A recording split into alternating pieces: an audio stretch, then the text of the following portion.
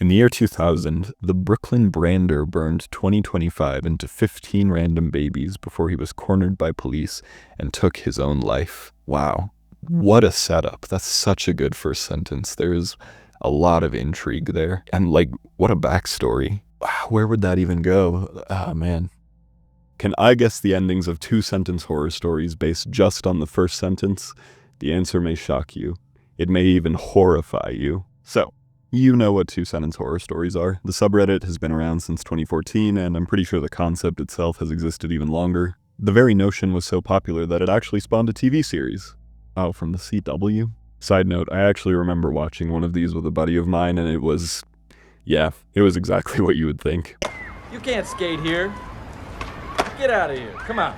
But still, the fact that the show exists demonstrates the medium's popularity. As with anything that's been around so long in internet time, the format eventually became a meme.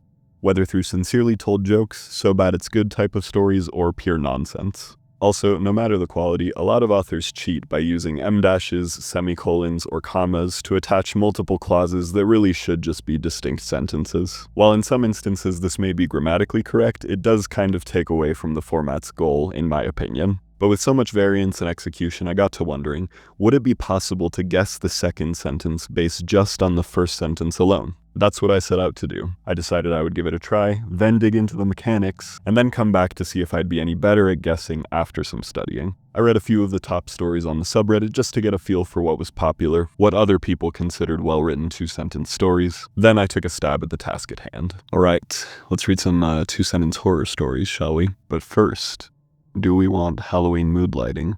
Stay right there.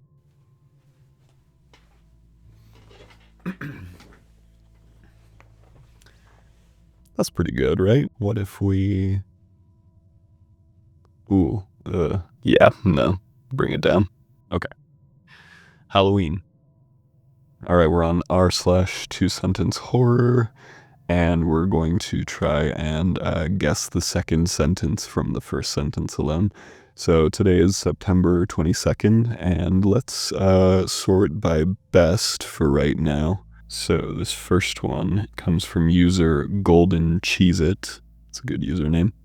And the first sentence reads, wanting to see how his children would react to his fortune, the old man faked his death and hid in his lake house. So, yeah, I guess kind of the question is, what would the twist be, right? What does faking his death look like? I guess that can be the trouble with some of these stories, maybe, is that, there's just way too little context. So he is hiding in the lake house, wherein he will see the reaction of the children, right? And so maybe the twist then is that the children will say, oh, he's already dead. That saves us from wasting any ammunition. Something like that, or maybe once he goes to the lake house, he finds the children already dead, but that wouldn't be ironic or anything. That would be a pretty crappy twist, I think. Yeah, I'm willing to bet that he hides, and then the second sentence is going to reveal that the children, his kids, were going to off him anyway, right? So let's find out. Wanting to see how his children react to his fortune, the old man faked his death and hid in his lake house. Seeing the news of his three sons' Seeing the news of his three sons' bodies being discovered, the old man knew that his only daughter deserved the title of being the strongest and deserved the fortune. What? This is also the problem with some of them, is that the sentences can be so long, even though there are only two of them, that they're just hard to follow. So hang on one thing. Maybe I'm just dumb. I am. But let me try this again. What am I missing? So he faked his death, but then set up a bunch of traps, or set a contest in motion for his children. I'm so dumb. What am I missing here? I'm getting it now. Okay, so I guess the will, or whatever this old man put in place to bestow his fortune on his next of kin, the circumstances dictated that one of the children had to kill the other three in order to have the fortune, right? That's what we're supposed to infer here. That's pretty good, honestly. I guess maybe I would have worded it differently to make that meaning come across better. Sorry, you can call this nitpicking, but both of these sentences start with gerunds. Wanting to see how his children would react to his fortune, the old man faked his death and hid in his lake house. Seeing the news of his 3 sons' bodies being discovered, the old man knew that his only daughter deserved the title of being the strongest and deserved the fortune. So not only is that second sentence like particularly wordy, but they both start with gerunds, right? Which also kind of feels like cheating, like not really cheating because, it does all still conform to one sentence technically. But it's awkward. It's an awkward way to construct a sentence, and it really takes the power away from the verbs, right? So how could we rewrite these? You could just flip the antecedent, right? So the old man faked his death and hid in his lake house because he wanted to see how his children would react to his fortune. And you could even tighten it up more than that, right? But that's just an example. And then the second sentence would read, the old man knew that his daughter deserved the fortune when he saw the news of his 3 sons' bodies being discovered.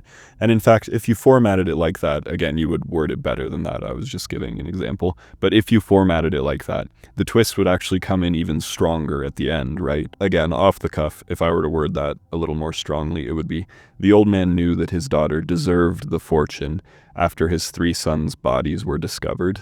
And again, like you could even change that a little bit too, because like were discovered is passive voice, and maybe that's not what you want out of your verb. Even, I don't know, passive voice, like there is a time and a place, right? There are use cases for passive voice for sure. Call that all nitpicking. I kind of like, that it wasn't what I predicted. I do think the story itself is better than what I had come up with, right? I like this sort of nefarious twist better than what I had in mind, right? Where it was just like, oh, the kids were going to just kill him for his fortune anyway, right? That was their plan.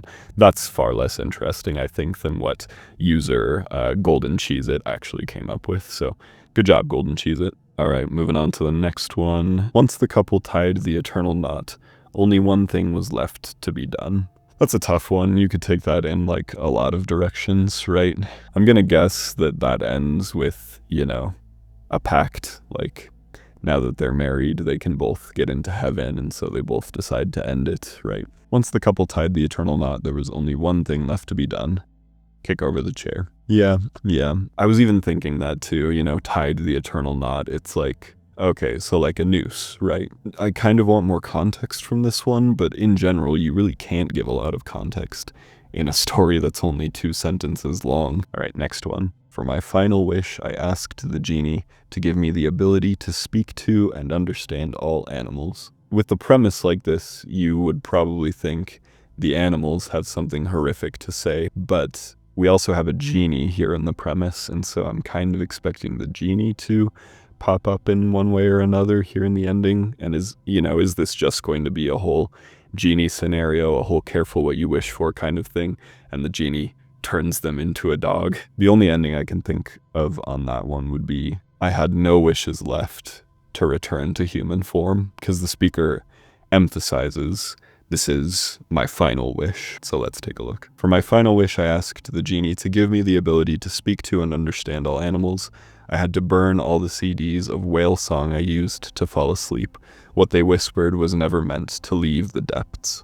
Okay, that's pretty interesting, actually. Yeah, I like the implication there. That being said, this does feel like cheating. Like, they use a comma instead of a semicolon or an em dash, but those are 2 separate clauses that should be separated by a period. You could argue that the comma is fine there, but those feel like 2 separate sentences to me. I think, as with a lot of these, you could probably tighten up the language both in the first and the second sentence. That's the thing. These are just like haikus, basically, where the format is already so compact. You really have to ask yourself, like, do I need this particular word in there, or do I have to phrase it like this, or can I be even more concise? Can I be even more clear, right? Because these are supposed to be snappy and punchy and zippy, and so you really want to get to the punch, right? You don't want your reader to have to meander in there, at least I would think. I feel like there would be a way we could streamline this a little bit. The first sentence is pretty good, but I would say, like, For my final wish, I asked the genie to give me the ability to understand animals. You could just put it at that, right? Because the second sentence doesn't actually depend on the speaker's ability to talk to animals. It just depends on their ability to understand them. So you could just clean up the first sentence like that. Second sentence, you could even write it like this.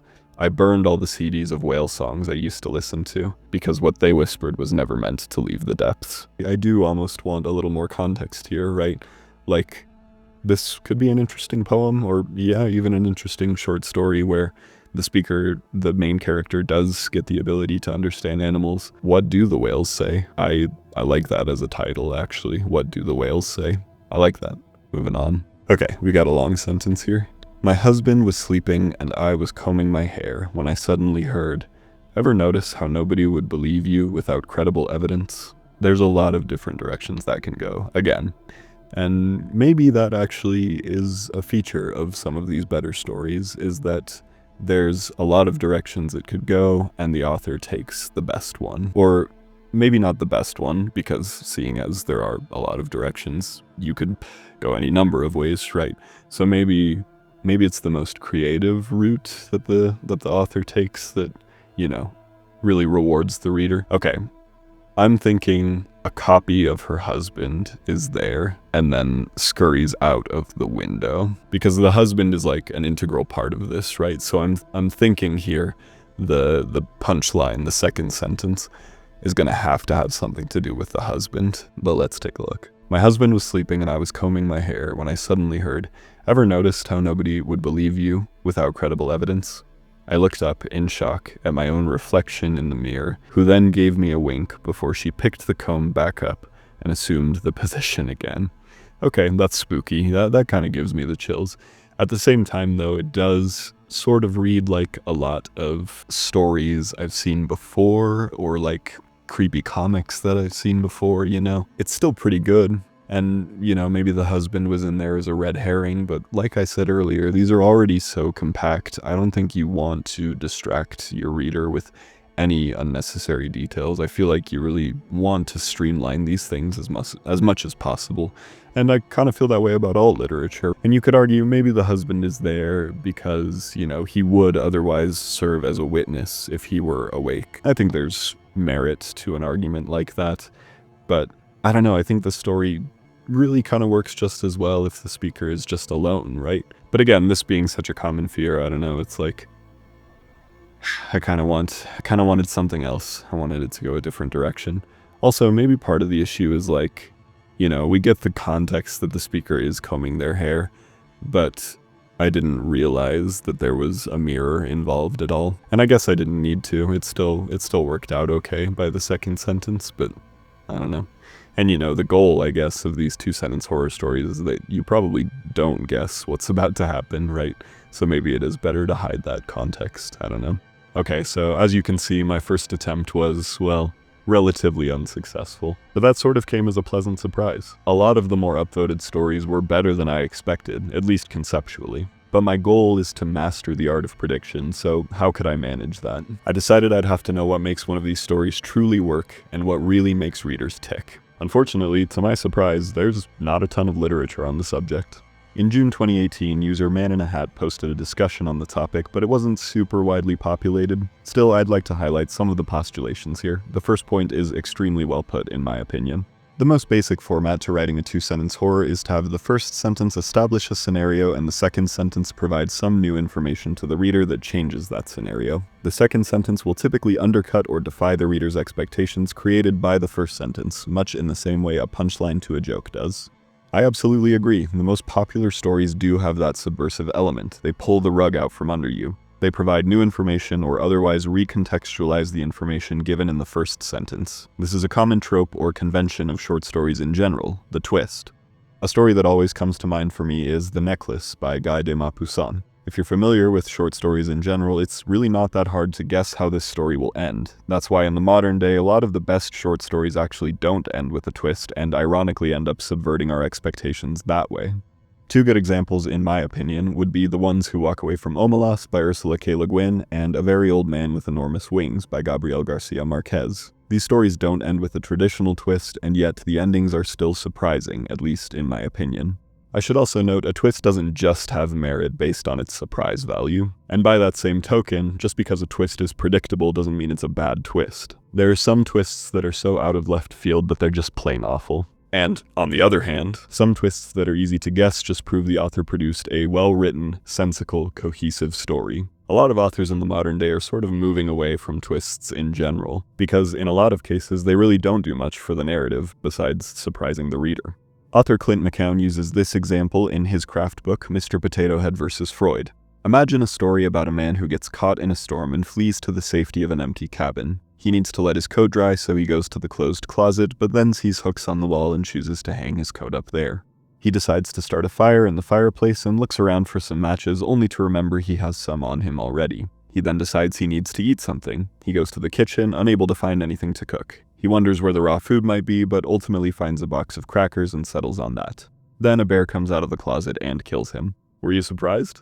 I bet you were. But obviously that's not a very good twist, is it? It came out of nowhere, and so the surprise doesn't really feel earned or satisfactory. But now, what if we took the same story, but gave the reader the context that there was a bear in the closet all along? Then, every decision the main character makes is one that risks his life. He could have hung up his coat in the closet, he could have gone looking for food or matches in there, but he didn't. This is just a very basic example, but it illustrates a very common writing paradigm that's evolved in our times. Readers don't want to feel cheated, and authors want to explore feelings and implications rather than trying to land a sucker punch. Of course, a medium like two-sentence horror sort of demands a surprise. There's no conventional way to build up suspense, but that's where the challenge comes from. By the end of the second sentence, the reader should look at things in a new light, but they should also be left knowing everything you know. I don't think you want to leave a reader with questions about plot or context. Rather, you want to leave them with questions about implications and ideas. As user Man in a Hat puts it, the good two-sentence horrors are economical in that they not only set up the situation as above, but also imply a bunch of other things within the space of those two sentences. A story traditionally has a beginning, a middle, and an end, and an efficient way to write two-sentence horrors is to see your situation as the middle of a story. Your first sentence, as well as establishing the present situation, can also imply that something had happened before to lead up to this. The second sentence establishes the twist, but also can imply what the further consequences will be, the end. As an aside, starting your story in the middle is pretty good advice no matter the length of your story. It's called in media res, and it's a trick that's been used for centuries. And as Man in a Hat says in their last point, these stories require a touch of originality and creativity. Unsurprisingly, a lot of the same images and tropes pop up across these stories, so the more you can separate your story from those, the more it will stand out, obviously. That should probably go without saying. It's also possible to take a familiar route and put your own spin on it. I also wanted to highlight some thoughts from user Outside Normal that re-emphasize some of these points. Some twists are like jump scares. They're effective for a moment, but don't really give anything to build on. What's more, subtlety and ambiguity can work very well, but they can also leave a reader confused.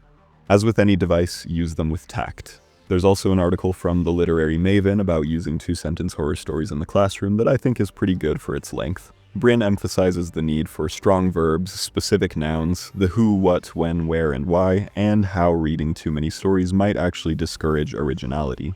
I think these are all decent points to keep in mind, although older writers can probably still come up with their own ideas no matter how many other stories they've read. And seeing as two-sentence story writing is so similar to joke writing, I decided to look into what makes good jokes too.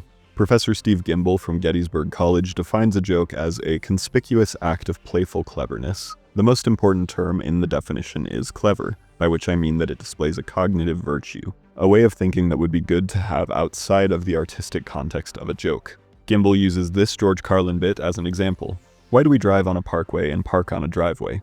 It's a fantastic joke. First, it is crafted beautifully. A good joke has to be tight, that is, worded in a way that contains all and only what it needs to do its job. But that wording has to contain a rhythm that allows for the proper timing that will trigger the cognitive switch that generates the laughter. Further, the content is simple and true. It is something well known to all, but an element that was completely ignored until it was pointed out. And once you see it, you will never go back to the way you were before the joke. But what makes it magnificent is the symmetry. Half that joke would be a good joke. Pointing out the incongruity between the name and the meaning of either parkway or driveway would be clever enough, but the symmetry makes it the verbal equivalent of an M.C. Escher print. It is well crafted and true, but most of all, clever. Now, you might agree or disagree with Gimbal here, totally fine either way, and you may also think that not all two-sentence horror stories need to be so intricate. But I honestly think there are a lot of good points here that apply to horror. Jordan Peele famously said that horror is just comedy with different music. We've already talked about the tightness of good writing, but then there's also the idea that good writing makes you see something in a different way. That's one reason why mirrors are such a common trope in these stories. They're objects we interact with every day, and just shifting the perspective a bit can make them sinister and frightening. As Erica Innes points out, jokes really are just setup and punchline. You lead the audience to expect one thing, and then you shatter their expectations. And as Jerry Corley of the Stand-Up Comedy Clinic points out, even in a joke, it's worth considering your narrative elements. Character, setting, plot, conflict, theme, and narrative arc. Even in something as short as a joke or a two-sentence story, these are worthy considerations. In this Reddit thread, user CoolKid610 further points out the importance of word conservation and saving the funniest parts till the very end.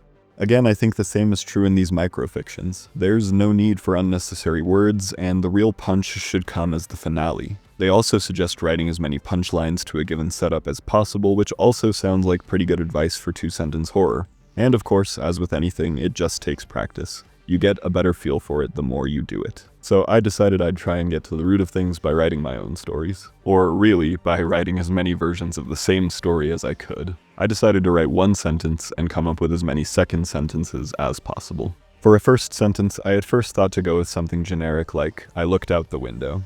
But I realized that was so generic that there would be few possible follow-ups that would make for a satisfactory ending. While trying to guess the endings of other people's stories, I had thought of this one. On my way back to the car, I saw the man moving around in my back seat. I wondered, how did he get out of his restraints? This is sort of shoddy beginner's work, but I'd argue it's got the necessary elements. It's compact, although it could be even more compact, frankly, and the second sentence recontextualizes the first. My hope was that it would seem the speaker was in danger with that first sentence, only to reveal they're the one causing the danger in the second sentence. As an exercise, though, I decided to take that first sentence and run with it. I thought up as many endings for it as I could. Here's the page I wrote up. You can pause and read all of them if you want, but I'll highlight a few. On my way back to the car, I saw the man moving around in my back seat. But it was too late for him as I'd already dug the hole. On my way back to the car, I saw the man moving around in my back seat, but any trace of his wife was already long gone. On my way back to the car, I saw the man moving around in my back seat. He would break out soon, but I enjoyed a good chase. Like I said earlier, sort of shoddy beginner's work. I also wanted to highlight this ending I came up with. But the only other man who had the car keys was my dearly departed husband. See, with this one, I was either trying to imply that the husband was in the car as a ghost, or that the person who killed the husband was now waiting for the main character in the back seat. But to be honest, I don't think either ending really came through with the delivery. It really goes to show that these stories do require a lot of thought, tact, and finesse, as any short story does. But with all this reading and exercise in mind, will I now be any better at guessing how these stories will end? Let's find out. Alright, we're back. I saw Weapons yesterday for the first time, so I'm now thoroughly spooked, and I'm ready to try to guess the endings to these two-sentence horror stories again. So, I'm sorting by hot. Let's see what we've got. I'm gonna try to speedrun it this time. On my first go, I was really looking for what worked, what didn't, how to improve the short stories. On this one, I'm going to try and restrict myself to just guessing the endings here. So, let's give it a go. Taking a look around the empty emergency department, the new nurse sighs. Shoot, dog, I have no idea. Okay, let's think about it. Why would the emergency department be empty? Maybe something like she unplugged everyone's IVs or something like that. Like, she's the reason that it's empty, right? Because she took everyone off life support. Something like that. I really don't know. This is a tough one, honestly. User expensive eggplant. What have you got for us? Taking a look around the empty emergency department, the new nurse sighs. It's sure been a peaceful night for it being a full moon, she says to no one in particular. I don't get this one either. This is exactly what happened the last time with the very first story. What am I missing? Like, is she actually speaking to a werewolf that we don't know about? I don't understand. Is this just supposed to be like prelude and it's like the worst is yet to come, right? Is that what we're implying here? Okay, somebody explained it. OP explained it. Kind of niche. There's a superstition in medicine that's saying something similar to "it sure is quiet, then you'll jinx it and will hit the fan." Okay. So that was really all there was to it, was just like, what could possibly go wrong, right? And saying that, of course, incurs the wrath of all that could go wrong upon you. Okay, let's try this again. User Peace Sim. Eternity here won't be too bad, I think, as I switch on the television. Satan generously placed in my hot, uncomfortable cell to see a long list of TV shows and movies. Okay. I have a hunch this one's gonna be a joke. Something like, it's just the entire Adam Sandler filmography or something like that. Something like, it's Gal Gadot's entire filmography.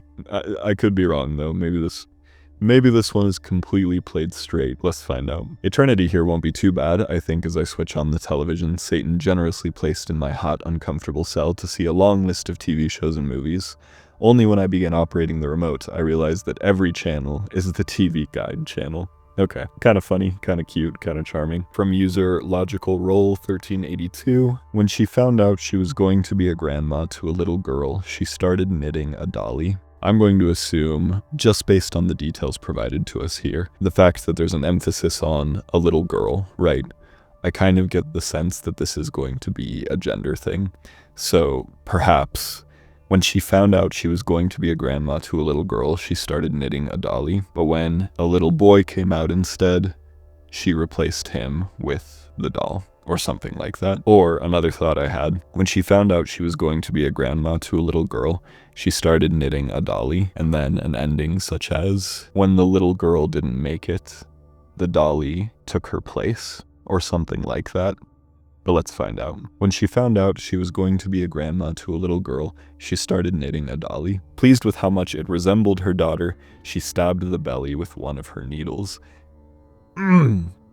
That's good. I wish I could have predicted that. That is good. I didn't even think of voodoo. And I just saw weapons. Come on. Sorry, minor spoiler for weapons, by the way. Let's keep going. As soon as the food was delivered, I grabbed it and began devouring it. That's another one of those that could just go in so many different directions. I don't know, man. Is it going to be something like the food is actually, human remains? Is it going to be something like by devouring the food himself, he kept his family from eating or something like that? I don't know. It's just so hard to say. Like, what actually is our selection of detail here? Maybe it refers to something else, right? As soon as the food was delivered, I grabbed it and began devouring it. And then maybe the second sentence is something like, I didn't even have time to see whether the DoorDasher was a boy or a girl. But that doesn't quite imply what I'm trying to get at. The implication being that that the speaker is devouring is the delivery person, not the food itself. Maybe it was only when I sank my teeth into it that I realized it was a girl.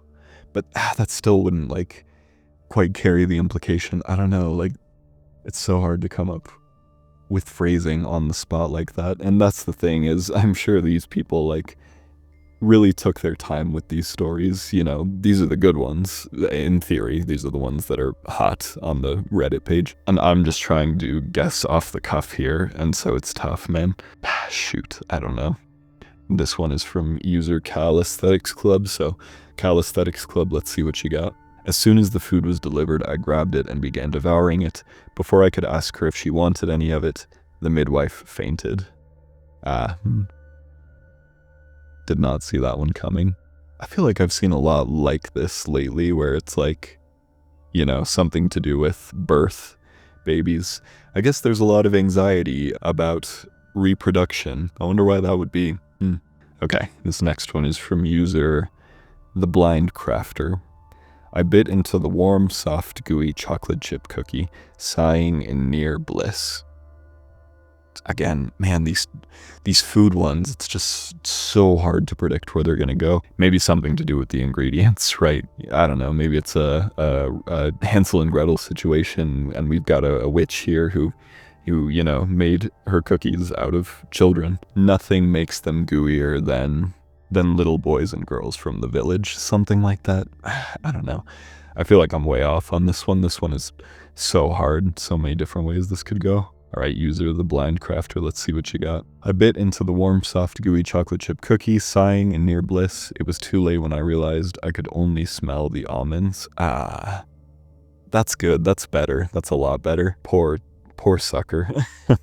Yeah, like with my prediction there, I think I was going like way too over the top. This one is so much more subtle, and that's what makes it far better. That's what makes it more interesting. Let's give it another go. All right, user alternative bug 9136. Wanting to have one last memorable summer night before we both went to different schools, my friend and I clasped hands and jumped, giggling as our shoe-clad feet left the concrete. Okay, so see, the setup on this one kind of has me thinking that, we're in for a pact, another pact, like we saw with the married couple in our first batch of stories, right? But because that's kind of where we're being directed, I feel like it's actually going to take another direction entirely, right? I feel like the author's going to be clever on this one, where it's like, oh, you thought these girls were, jumping to their doom, but it's actually different from that too. It's actually even more unexpected than that. Maybe something like, maybe they curb stomp someone. Sorry again if that's like too morbid, too intense. I don't know, man. I really don't know. All right, let's find out. User alternative bug 9136. Let's see it. Wanting to have one last memorable summer night before we both went to different schools, my friend and I clasped hands and jumped, giggling as our shoe-clad feet left the concrete. Neither of us had seen the sign that read, "Danger.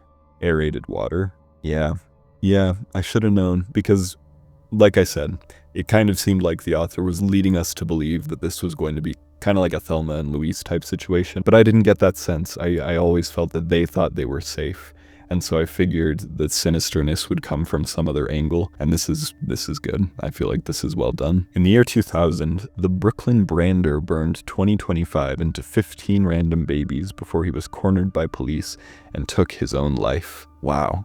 What a setup. That's such a good first sentence. There's a lot of intrigue there. And like, what a backstory. Where would that even go? Ah, man. Maybe something like, once the youngest turned 25, the Brooklyn brander returned through his body. Obviously phrased better than that. I don't know, would that be too far out of left field? I kind of feel like the ending's going to be realism, because this first sentence is plausible, right? It's not supernatural. And so what are we to expect from that second sentence? Is it going to take a supernatural turn, or is it going to still be within the realm of reality? I really don't know, man. These are so good. A lot of good writers here. Okay. User the Carinator. Let's see what you got. In the year 2000, the Brooklyn brander burned 2025 into 15 random babies before he was cornered by police and took his own life. This year, 84 babies across the country were branded with 2050 by those now grown victims, all of whom killed themselves when faced with capture. It's okay. I like the implication that it's like, oh, this cycle is just going to keep repeating itself every 25 years for some reason. So that's interesting.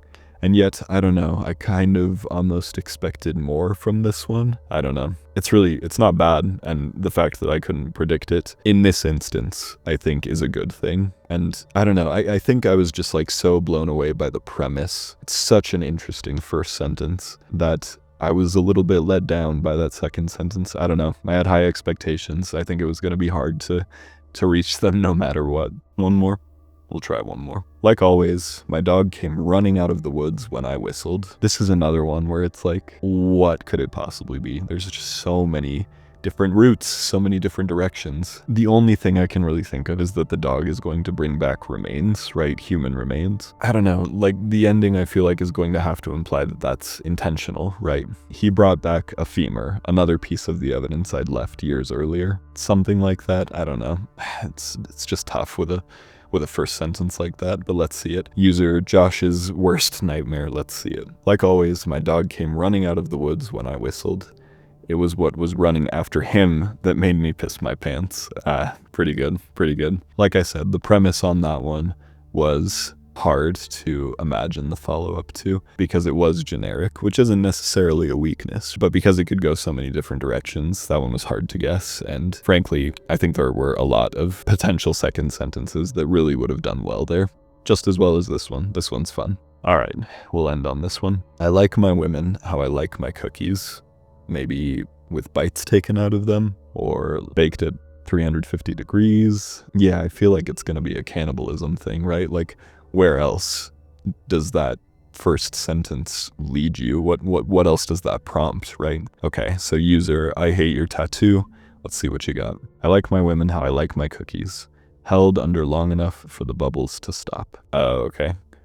As in cookies and milk. I hate your tattoo explains. Were it not for them mentioning milk specifically, I am not sure I would have made that connection, because my immediate thought was like, does this dude put cookies in water? I forgot that dunking cookies in milk was like even an option, even a thing that people do. I understand now though. That's pretty good. And again, I like my women how I like my cookies.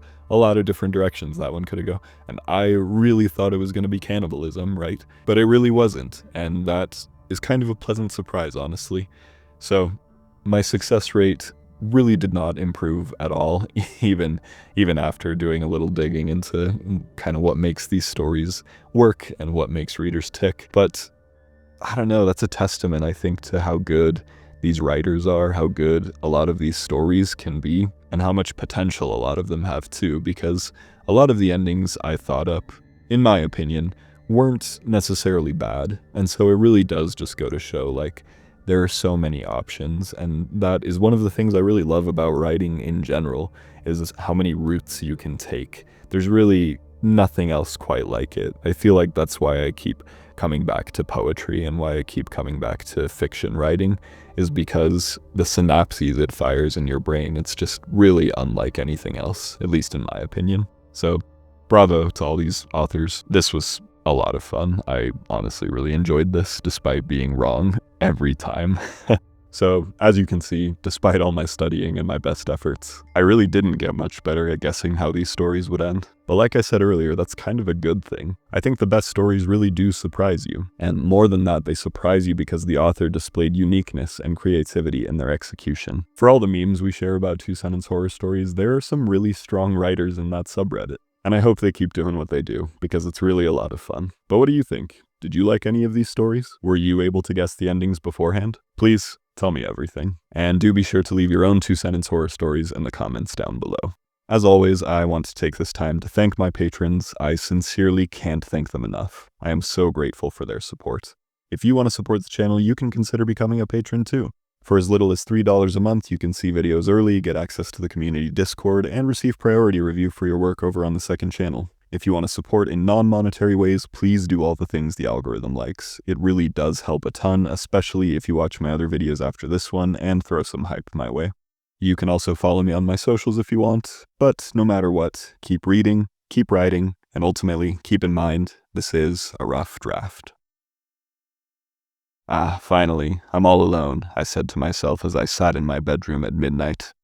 No, you're not, said Knife Guy. The wrong use of your is really the cherry on top here, but the whipped cream is the fact that Knife Guy's words end with a period, technically making this 3 sentences. Just utter perfection.